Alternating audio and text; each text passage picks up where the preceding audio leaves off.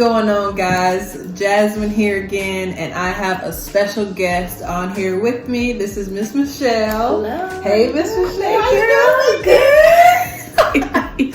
I am so elated to have her on here with me because this girl has so much life and she has so much to offer, and I just wanted her to be on here to kind of give us a little bit of feedback and a little bit of insight on just her and a little bit of her story. Michelle is a wife, she's a mom, and she is a reservist. Yes, so ma'am. She's in the Army Reserve. Ma'am. And Michelle is 24. Mm-hmm. Kobe year. Okay.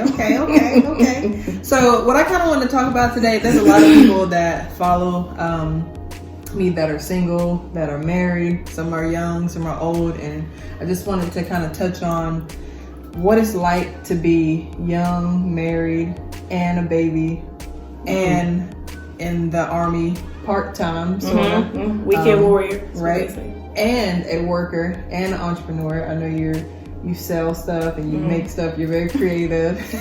and so busy. Yes. And so I just kind of want to touch on that and like give some insight. Like, how do you balance all of that to like the women that are like, you know, single and don't really have, you know, that motivation to do something else, you know, not just only be a stay-at-home mom or a stay-at-home whatever. Yeah. Like, what are some things that you do to balance all that? So some things that I do, honestly, it's really hard to really say, but discipline. That's the number one thing.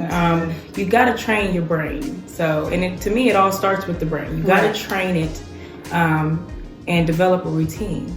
It's very easy. It's almost like running. So I did cross country when I was like in 8th grade up into college. Right. And it's kind of the same methodology, if I can really put it like that. You got to train your brain. You got to be able to keep working out. Right.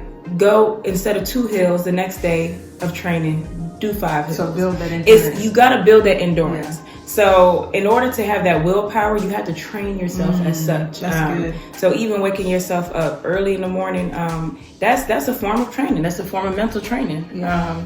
So yeah, I think that's the number one thing is definitely being consistent, training your brain, and build up that endurance. Yeah. And then once you do that, you kind of start having a routine and a pace. Okay. You can almost go on an autopilot, and and a lot of it's hard because while you're going through that hurt, there's a point where you're like, nah, like I cannot get used to this. Right. Like, there's no way my body's about to adapt, but it will. Right. It will adapt, and eventually you will just be rolling on autopilot.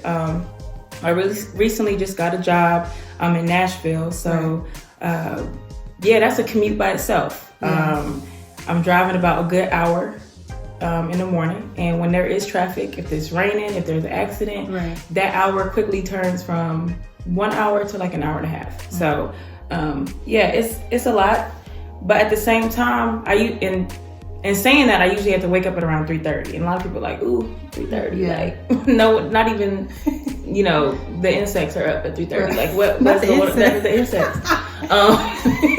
And so no, for real, like but it's just, you have to develop that routine, and when you keep doing it, your body will have that muscle memory.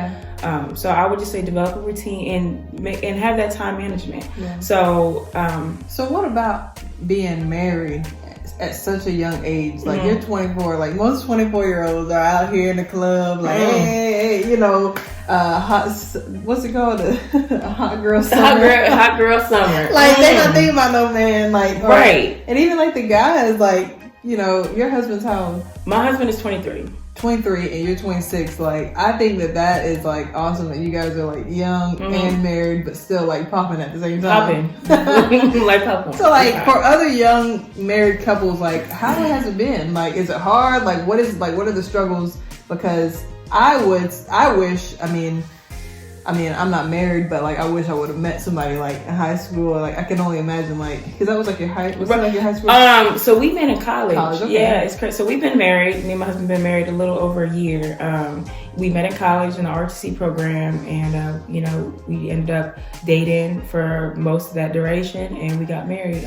We had our ups and downs. We still do. Right. But to really, we are a young couple, and I would say that obviously when you look around, a lot of our friends usually, they might just be getting married, or, you know, it's hard to find people that are our age that are married. You know. So you do kind of hear that controversy of, you know, some people tell you, oh, you know, you should just mess with people that are married yourself. Personally, I disagree. I disagree. I feel like you can have single friends. It's okay. As long as there's like boundaries. It's just boundaries. Like, that's it. Yeah, it's just. I'm single and I get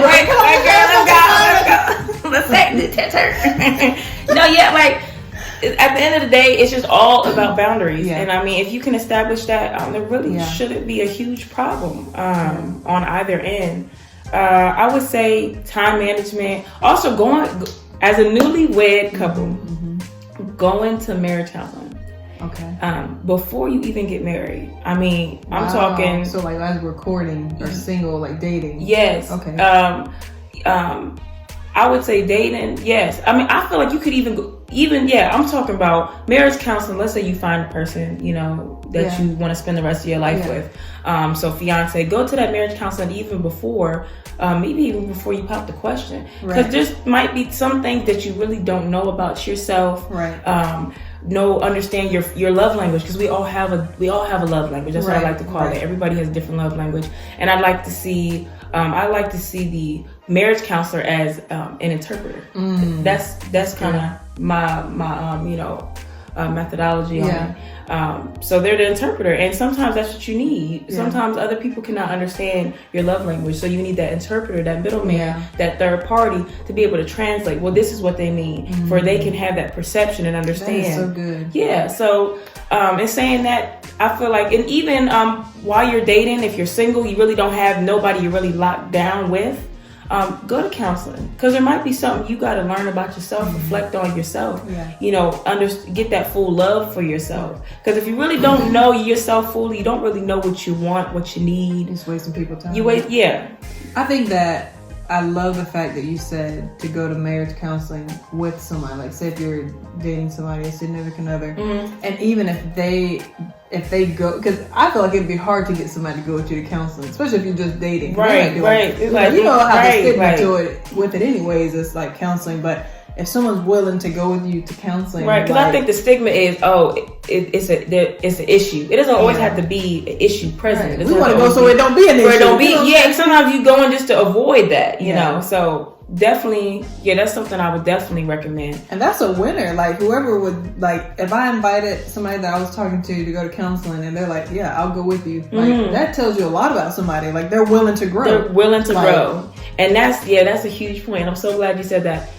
Find somebody that is willing to grow, because it's hard, and I feel like we're in a day and age where a lot of people are complacent, and they're comfortable with just being exactly how they are, which is okay. But if you feel like you have no room for growth and you don't have a growth mindset, that's not a good way to be at all.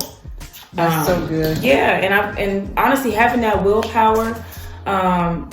To have that willpower, you have to be willing to grow. You know, because to grow, you got to have those growing pains. You know, so it to me, it just all comes in full circle.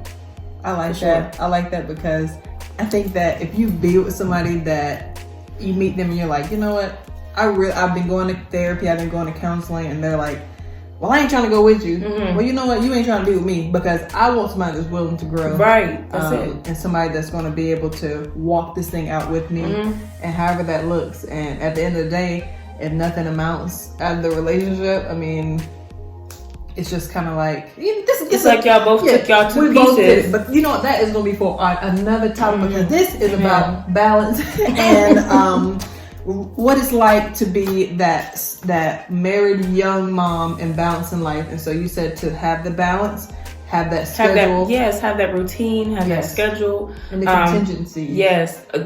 Thank you. Contingency. That's key. Contingency means have a plan B, please. Also, like, let's say you have an interview or, you know, you have some appointment in the morning at maybe 7 a.m. So the night before, you could look up on maybe Google Maps and see, okay, how far is this spot from where I need to be? Even if, you know, if you've never been to that building before, that's prior planning. Yeah. Those are steps. Proactive. Like, you're being proactive. That's it. You're being proactive because you don't know if there might be traffic the way you normally go, or the way you are normally used to it. So yeah, be proactive. Be proactive and have those contingencies, and you will be all right. Wow. Well, Michelle, I have enjoyed having you on here. Do you have anything, like some words of encouragement you can give to some single dads or some people that want to be married? And, you know, what is something that you can just give from what you experience? And because I see a lot of people, married folk want to be single people want to be married, but then they got the married people that is enjoying their marriage life. So, like, what's something that you would give to some single young men and young women out here? I would love to say, first of all, the grass is never green on the other side. Don't always where you water it at. Right. Don't always think that it's better on the other side. Be thankful for what you have. Do not compare. Comparing is toxic. That's a whole nother video. Yes. Do not compare yourself to anyone else. Don't compare your life to anyone else's. The things that you have, don't compare it. Work on, because you don't know what's going on with them, and they don't know what's going on with you. And that's period.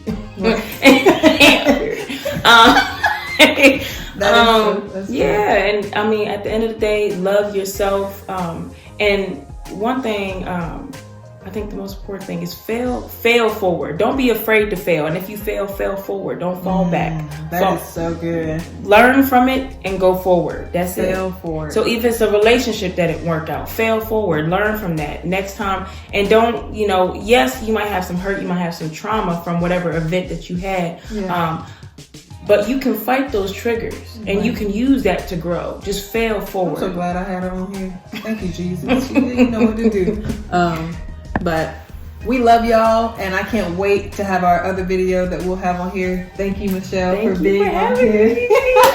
We love y'all, and we'll talk with you guys soon.